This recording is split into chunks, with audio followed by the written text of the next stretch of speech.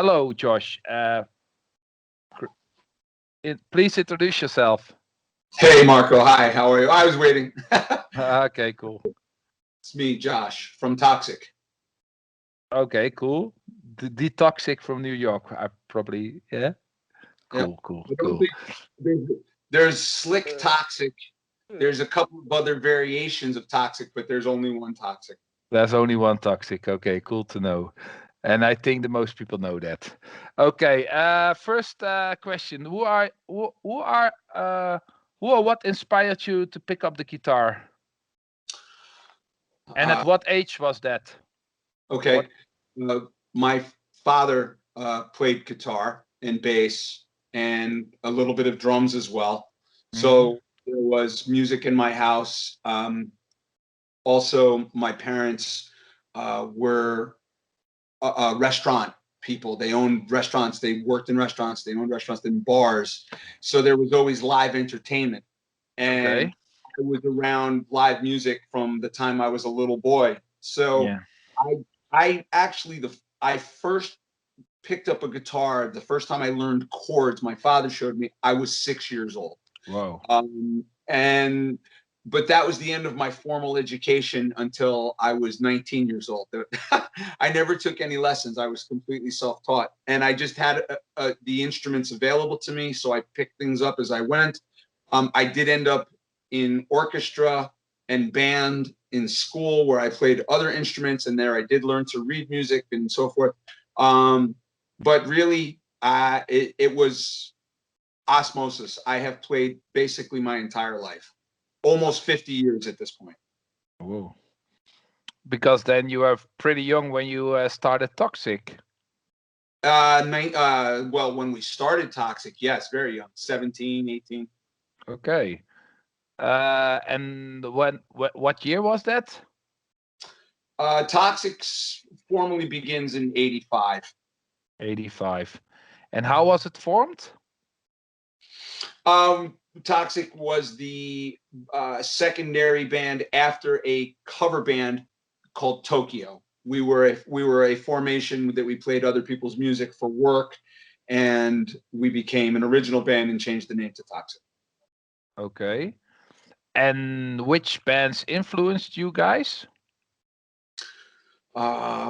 We were influenced by, at the time, what was mostly power metal, of course, Judas Priest, Maiden, Scorpions, old Scorpions, Uli Roth era Scorpions, and then of course, Sabbath and the heavier bands that had come before. Rush, I was a big Rush fan. I'm a big Jeff Beck fan. These are all bands from the 70s when I'm much younger as a kid. And then in the 80s, once metal comes on the scene, I got into metal pretty young. I was turned on to it at an early age. So I saw the genesis go from power metal to thrash. I actually had No Life Till Leather. I had a copy of that cassette, the Metallica cassette. I had. Cool. Still have it. Yeah. No, I don't. I don't know where it is. Fuck. I had Energetic Disassembly by Watchtower. No, I had all. I was part of that. I was involved with that. So Tad, actually, the original drummer for Toxik, was very into it as a young guy, and turned me on to lots and lots of good stuff. That was sort of how Tad ended up being in Toxik. He was very plugged in, and I liked the fact that he was turning me on to lots of good music, and that's how he ended up in the band. Cool. Now, well, that's the background story of Toxik. Is Toxik a political band, and how important are critical themes in your social critical themes in your songs? We are a political band, and we're still a political band. We're working on a new record right now. You may ask me this question later on, so I won't give too much away. But the current album has a strong social statement. It's focused more on theology, more on the influence of religion on society in general, and the bad influence on society, I should say. It's pretty heavy, actually, subjectively speaking. But we are political, and we've always been, as such. I feel that Toxik I just did an interview the other day, so thank you for having me on too, by the way, give me a chance to talk. But I'm sort of dusting off my interview chops. I haven't done this in a long time, so I'm sort of remembering things. And, I answered a question there that reminded me, we've always been political. We almost were sort of coming from a punk background in the very beginning. So, and punk is always political. And I feel that thrash really was a merger of political punk and power metal. Power metal was always focused on either love themes or fantasy, but never really anything socially relevant. And thrash took the power metal formula and infused social relevance with that music and then sped it all up a little bit. Like we made it our own. We kind of took our own bit of energy and angst, if you will. I feel the thing that propels thrash, that beat, is sort of an angry beat. That's where the whole pit ideal comes from as well. There's an angry aspect to it, and that's the political aspect, and we still have it. Okay, it's it's nice how you describe it, like power metal fantasy and punk political, and that you mix it together as speed metal with it's I can totally understand what you're saying, and it's nice to describe by you. I like it. But you're from New York, New Jersey. Yes. How's the scene there at the moment? Not at the moment, it would be shit, but yeah, at the moment it's shit. It's okay. It's, like everywhere else now, especially like you just said, I don't know what we're going to have on the other side of this. My hope is that people will be starved for nightlife and music, and that we will have a thriving scene, and that will jumpstart maybe a whole new scene. Maybe having it taken away for a while will really, or it could be people got used to Netflix and ordering in for dinner and they don't go out at all. I hope not. So we'll find out. We'll know soon. Is there the clubs, did they survive as far as you know in New York, or did many closed doors in the pandemic? Well, now we've only been back. In fact, New Jersey just announced today, I think it's this Friday, we can now take off masks in Jersey. We've only been able to take off masks in New York for the last maybe week and a half to 10 days. So we're really just getting back to normal. So again, who knows what the fallout is yet? We don't really know. We'll have to wait and see who's open and who's not. I know that I'm seeing more advertisements though, and like Dingbats just had a show, which is a pretty well-known local club. So they're open. Obviously, they weathered it and they're back online. So yeah, we'll see. I hope for the bands and for the clubs. I think it will be a hard situation when everything goes open again, because so many clubs and festivals lost a lot of money, and the bands will all want. Every band wants to play at the moment. Of course, everybody was at home for 1.5 years, so it would be hard times. I think the first period. I hope. I wish you all good luck, the musicians. I understand. I agree with you too, and I can see what you mean. So far, I look at this kind of positively. I think there's a positive to look at, I should say. I feel like because of the pandemic, a lot of people got to write music and work on their art and work on their craft. And you're right, it's to go out and play. But I think we all also kind of have refound something in the process. You live in a busy life, you're working and you're just doing music, especially for a band like Toxik. We have day jobs, we have lives, right? Although I don't. Well, I really do. But, we have lives, and COVID gave people a chance to just focus on their music, and they wouldn't have had that opportunity otherwise. And I'm optimistic. I think maybe people will come out of this and be, I don't know. Well, let's see. I think there's going to be a lot of great music. I do think there'll be a rush to play, but I think that if the audiences come out to see us as musicians, that the rooms will open up. Right now, it's going to be hard for a festival to get the money together to throw, because a bank would be leery. But if the scene comes back, then things should go back. I'm optimistic. I hope so. I hope it works out. We're all hungry for seeing live music, at least. So So and Both playing but and seeing. I miss going to shows as much as I miss playing shows. cool.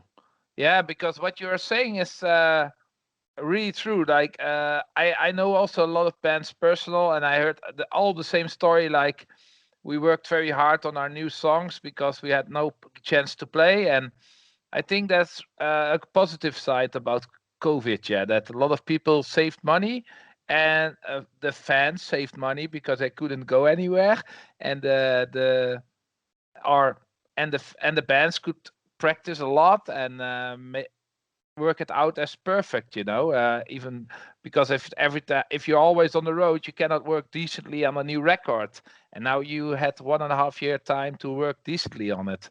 So I hope they all choose to use their time useful.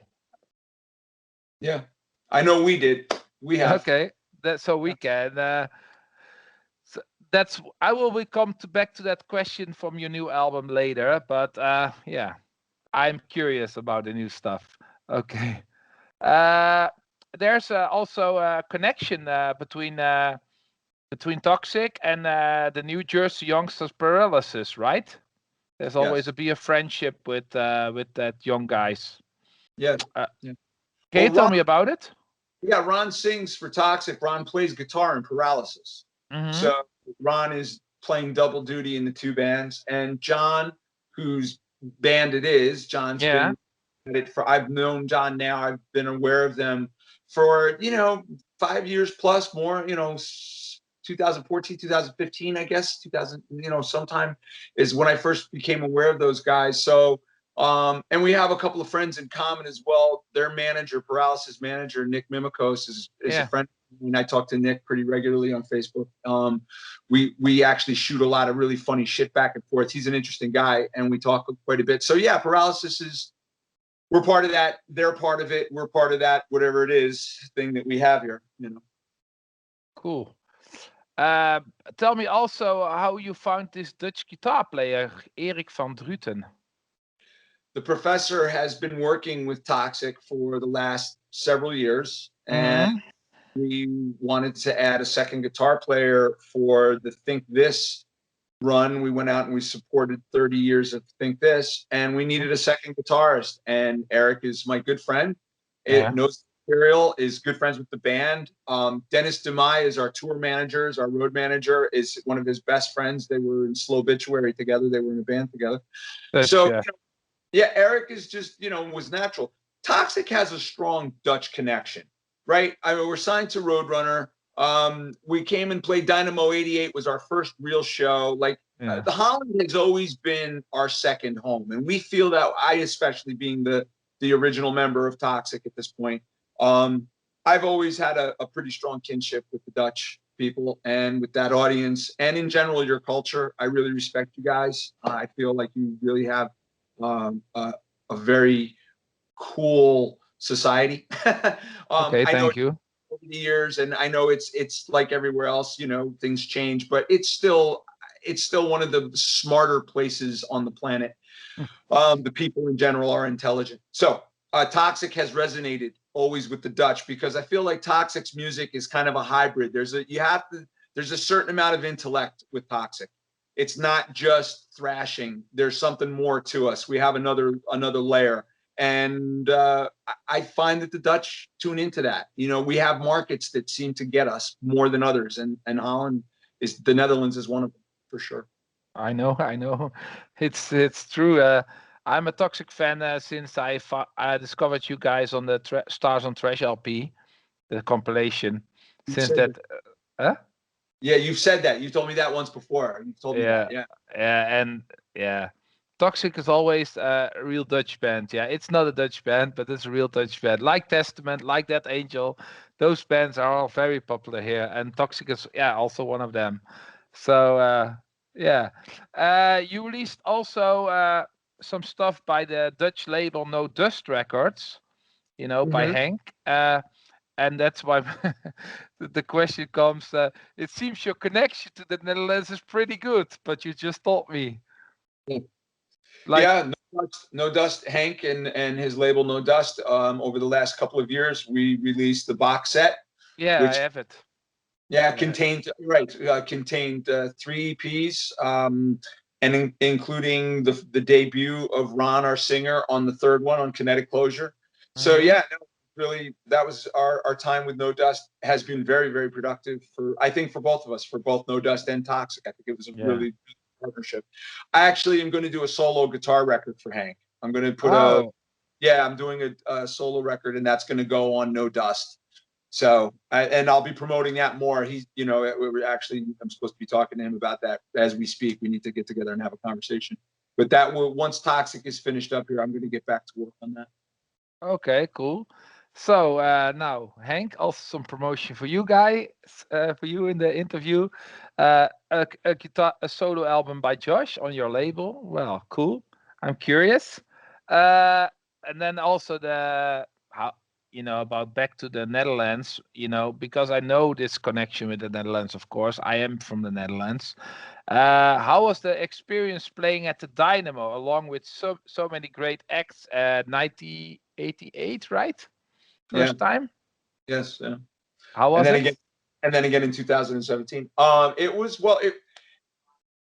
Dynamo 88 was for me, for Toxik, but for me personally now, because I'm the one speaking, was my first big show. Everything I had played up until that point was club dates. Maybe you would play a small auditorium, but I never played a real show. So that was the first time I was on a big stage. It was the first time the band and I got to go out and hear the feedback that you get when you play in front of a larger crowd, which is really something different. It's a whole other experience. So it's a standout moment for me. If your life comes down to a series of moments, that is certainly one of them for me. That's one of mine. Cool.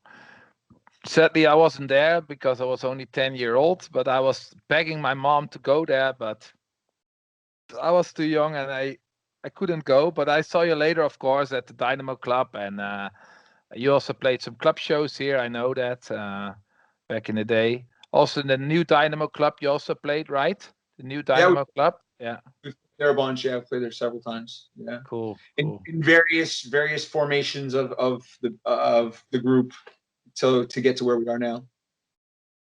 And then I go back to your second album, Think This. Why was Mike Sanders replaced by Charles Sabine already? Why he was replaced? Can you tell me that? Sure. After World Circus, the short answer is that Mike decided that he wanted to do something else. Okay. And at the time, the label wanted us to change singers anyway. They wanted us to have a different vocalist. I don't think they had Charlie in mind. Okay. I don't think thinking. I think they wanted us to get somebody, with more of a growl. They would have been really happy if we found Chuck Billy's little brother. But we came up with Charlie. And the follow-up to World Circus is Think This, and it is a very, very different record than that first record, in large part because of Charlie. Charlie's influence on my writing. When I work with people, I write for them. And if I know you have certain strengths or you can do certain things, I'm going to write something where you can let that go. And Charlie had a great range, man. He was a very talented young singer at that point. I caught him right at the right time, or we caught each other. And there was really not much he couldn't do. And so I wrote some really sick arrangements for him, and he and Tom Morris and a couple of backup singers, he did have some help on some of those tracks. I felt like at the time, I don't think there was anything else really out there like that in the thrash world. I don't think there were any other thrash bands that did an album like that at that point. Since then, it's grown quite a bit. It's broadened what the term thrash can actually include. But at that time, I feel like it was pretty revolutionary. There's a mixture of the crowd, like what's the best album, World Circus or Think This. I think This is musically very strong, but World Circus has so many classics, always, like especially the songs like Heart Attack or World Circus. still classics. Everybody they need to play. They get played. Every party, metal party. These songs are like, or when you play live, it's they are the. I think the first album is much more easy for everyone. It's every metalhead likes it, and the Ticket album is more progressive and more technical, which is for the smarter people under us, I think. I think that the World Circus. Thank you for saying that. I feel that World Circus has an appeal of its own because it is very high energy. Yeah. It's so excited, and it's because we were excited. Like we just, you know what I mean? You can feel that. You can feel the energy of that. And that is hard to replicate. That's hard to duplicate. When you hit the second record, you don't have that same degree of excitement. In fact, it's the opposite. On the second record, you're like, this has to be really good. It had a whole other set of sort of feelings attached to it. So they're different albums, that's for sure. And I'm always sort of like amused by the conversation between people about which one is better. I've seen some really strong opinions expressed about those two albums, the differences. And, there are people who really think this. Or not hate it, but like it a lot less than World Circus. But conversely, there are people who really think this more. I know. Yeah, and I've seen comments about World Circus being too simple, that it was just kid, music. It was just a bunch of kids, whereas Think This has this, grown up. Yeah. I don't know, whatever. It's cool, man. I'm glad they're both out. It's like they're children. You have kids and you hope for the best for them, but at a certain point, they have to live their own lives. But I always a little bit. Maybe it's stupid to say, but I always see this by many bands. It's who started in those high days of thrash speed metal, 88, 87, 86, and 90 till 1990. Uh, that there was. It's hard to overtop these albums, because it's 1988. It's more than 30 years ago, 33 years ago. And how is it possible to because you play these are the two most classics, Think This and World Circus. Is it sometimes not hard to that this to overtop you over how you call that, to improve yeah. No, well, or maybe not to outperform or outdo those first records, but it maybe at least rise to the same level. Yeah, true. That's what I was saying. Yeah, it's as relevant or matters as much. I'll try to make the answer as short as I can because I think it's pretty easy. I feel like this music in general, what we play, the kind of stuff that we do, especially Toxik, because we have always been a little like as a writer, I can get away with more than maybe other artists and other bands because we've always kind of done our own thing. So in a way, I wrote my own path there. Like I have more freedom than other people do from my genre right off the bat. I'm not so sure that our music, and I say this with all respect and all love for the metal family and for what we do, but it's a niche and it's not for everyone. While it's a really express art form, I feel like actually the technical progressive end of it makes it more artistic. It's a more artsy form of music. Even though it's metal, even though it's thrash, it is still art. It's creative and it matters because of that. And so rather than try to match or outdo something I've done, I just really want to write the best music I can. And I don't know if people are ever going to really give me the chance that they gave me when I was 19 years old. So rather than hope for that and put any sort of, weight on that for myself and then be disappointed when that doesn't happen, because I don't know if that'll be there or not.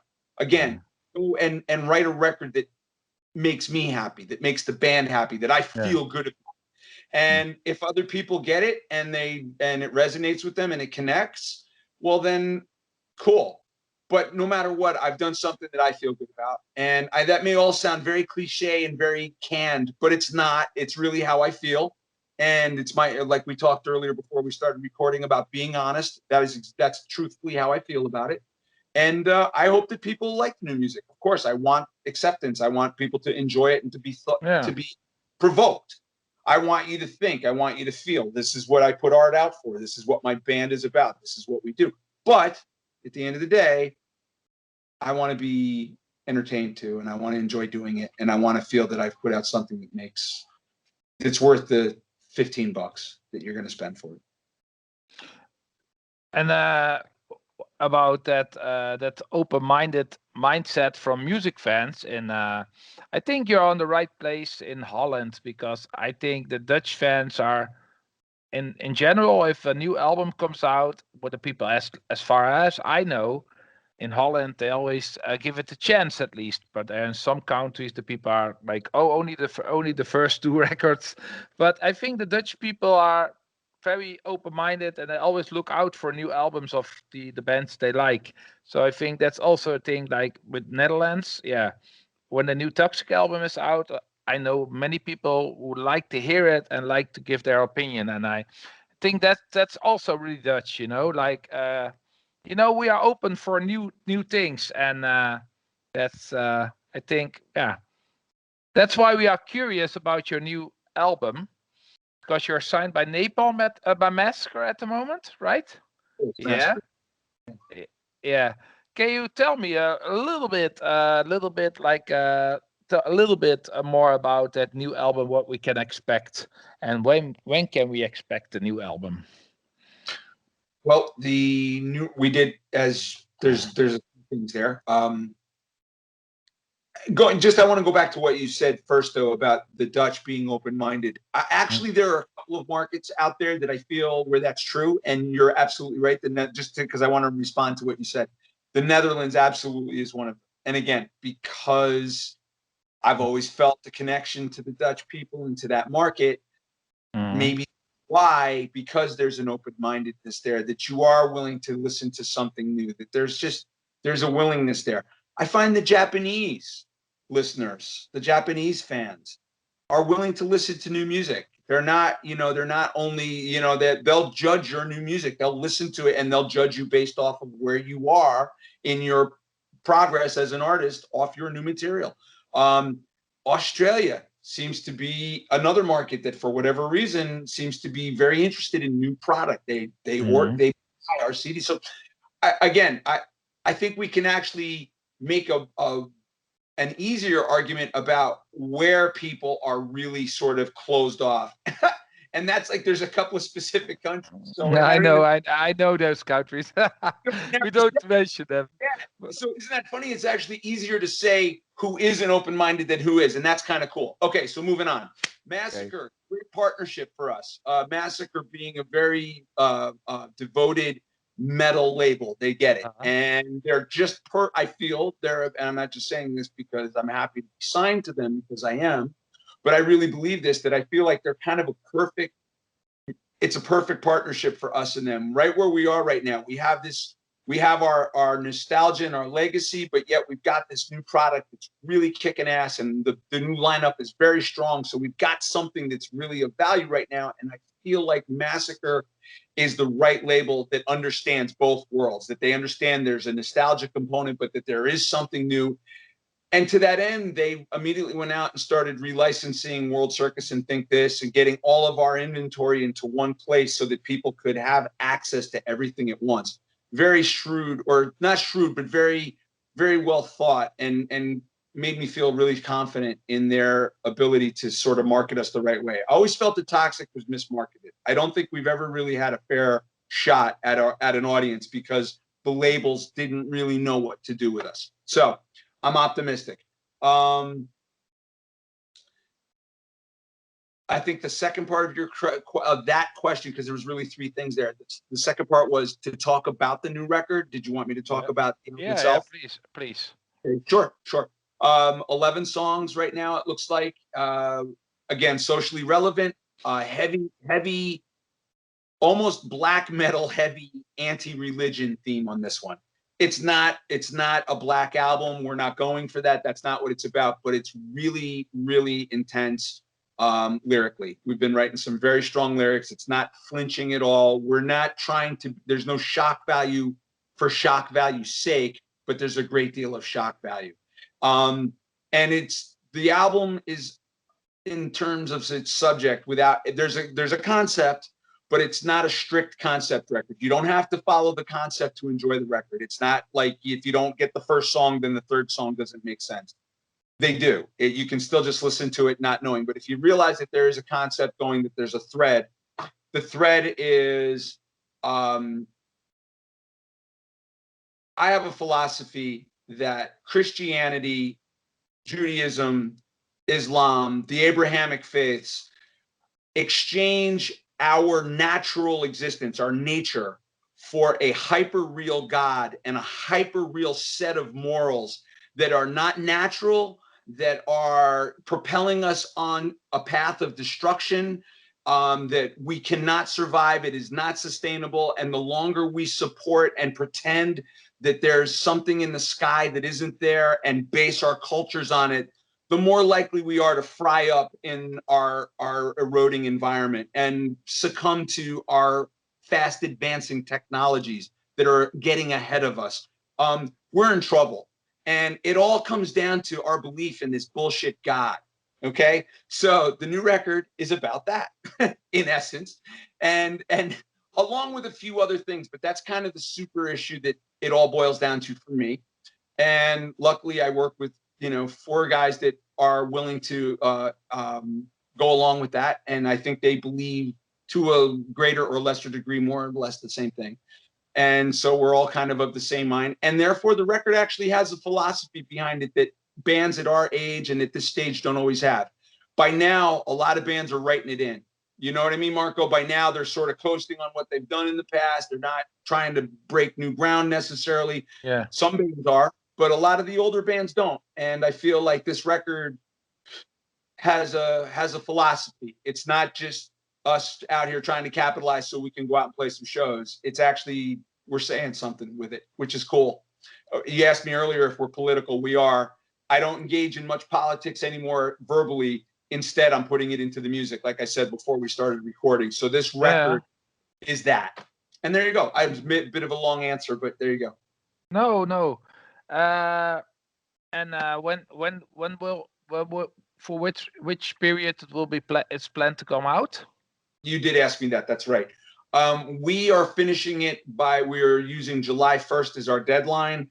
We will then hand it to Massacre. And when it comes out, we'll ultimately be up to Massacre. I would imagine it will come out either very late Christmas time this year, but more likely spring of next year. I don't know. It depends. It'll be up to them. I don't have any control over that, really. Okay. Now, well, we look all forward to it. And will be there some touring planned? Yes. Yeah. I'd like to see us get out as much as we can over the next couple of years. That's not just because of COVID, but because, again, I've got a great lineup. The guys in the band right now are really strong. We're a good live band, and I want to go out and play. I want us to get out there and show us, go out and do what we do. Netherlands is on the schedule, I hope. I'm sorry? Netherlands is on the schedule, I hope. We'll probably start there, visit again, and come and finish up there. Okay, that's cool. How it works. We always quit, that's home, man. When we're in Europe, it starts in the Netherlands, and then we go wherever we go, but we always come back. Are you already in touch with Tjerik and Paul for playing on the Dynamo Festival, in the new Dynamo Festival? The new Dynamo. Yeah, no, not yet. We actually are now just changing management. We're doing a new management arrangement. Too a little too soon to say it publicly, I think, but it's coming down the pike. And one of the things that's happening with that is that, we will be having more. We have been touring sporadically. We will get 5 or 6 dates here and do 5 or 6, and little runs in a van. I think you might get to see Toxik on a more real sort of platform. We may end up being out for a month at a time on a bus with a bit of production for a change. And you know, I'm excited again. It's fun. I can't wait. Cool. And then I go to my final two questions because I also see it getting later in New York, and it's late here too. It's early here. It's nearly 4 in the morning. That's right. So I want to ask you some personal question about music. I keep it easy. Your top 3 bands of all time. I should have these questions. I should be ready with these answers, right? My top 3 bands of all time. Well, that's hard. That's a tough one because I like a lot of music. And if I say 3 bands, I wish that I had said 3 other bands right away. Can I make it easier? Sure. Yeah, please. Your top 3 non-metal bands. Is that easier? My top 3 non-metal bands. That's actually much easier. Yeah, that makes it easier. Absolutely. My top 3 non-metal bands right off the bat would be Rush. I'm a huge Rush fan. I grew up on Rush. That was really, for me, that was the thing that I loved. Metallica. When Metallica came out, Metallica really lit me up. I thought it was great, and I loved their energy, and I loved Motorhead, and I loved Venom. Then Merciful Fate came along, and it's like it all was just so good when it was happening, you know. But I never lost my love for Rush. I never lost my, you know, there's something about their music. So certainly Rush would be, I think, probably in my top 3 bands of all time. Judas Priest, even though I don't really, so it's funny, right? Because you said non-metal, but they're not really metal. Me, Priest is like classic rock. I know it's metal, but it's not really metal. Okay. You know, it's you know, it's classic rock. Let's be honest, especially the Priest that I like. My favorite Priest albums is everything before British Steel. I like British Steel. I like Screaming for Vengeance. I like those records, but they're not the same. And everything before Unleashed in the East, Stained Class, Sad Wings of Destiny, Sin After Sin, those records were really, really. I love Rock and Roll. You know, people hate that album. I love that record. It's bluesy. Yeah. I know so many people do. I just love Rob's voice. I think Rob is like shining on that record. You can hear what's coming. You can just hear how great he is. But I do love that old Priest. So yeah, so Priest is classic rock. So I guess, and in the same vein, then I would have to also say Deep Purple and Rainbow together, both of Ritchie Blackmore's projects. Huge influence on me. My mom and dad listened to Deep Purple. Turned me on to Deep Purple as a kid. So that was, I grew up with that. It was really my introduction to hard rock. Them and MC5. My dad liked MC5 too. Oh, the punk band. So I grew up with that music and Deep Purple, and then with Dio into Rainbow, Long Live Rock and Roll. Those records are highly influential on me, really influenced me. And of course, Kiss. I guess I can't say Kiss would be my breakout band. I was 9 years old when I found Kiss, 10 years old. So, 1974, I discovered Kiss, and I was just like, wow. Alive came out in 75, and my mom and dad got it for me for Christmas, and it was just, mind-blowing. Cool.